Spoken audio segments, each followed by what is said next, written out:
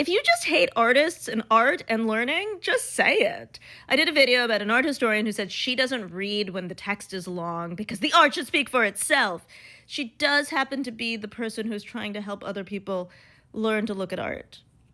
But this commenter said, I only care about the placards if the art warrants it, and it rarely does. And I think that's a very funny way. Like, this art has to speak to me, otherwise I'm just not going to pay attention. You're spiting yourself, buddy. But for the rest of you who actually go into these spaces, right, you have to walk into them and choose to enjoy it. Let me tell you a little bit about this because it might help you in your next gallery visit. So first and foremost, you have kind of two places art is seen. One of them is galleries. Those are places where they're trying to sell you art. And then the other is museums where they're trying to educate you. For the educational spaces, they're very interested in ensuring that you have a good experience. So they have these little labels is what they're called, not placards.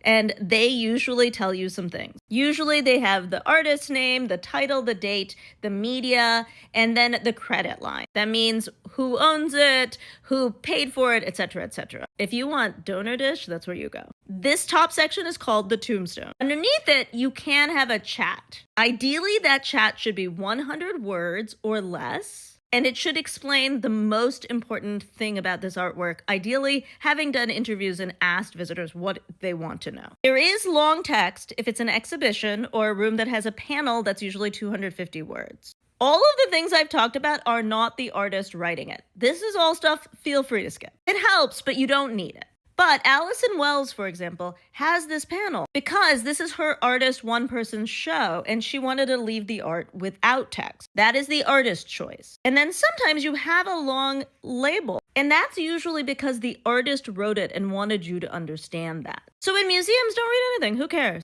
Though as somebody who used to write labels, we really try hard. But when you say, I don't care about the art if it doesn't warrant me understanding the artist statement, just say you don't like to learn. That's okay. And say you hate artists, don't want to read what they told you. I will tell you, having worked with lots of artists, the artist statement is really hard for a lot of artists. They work in visual, not textual. So honoring that they've written this could be a good thing for your own brain. But hey, if you don't have one, you don't need to worry about it.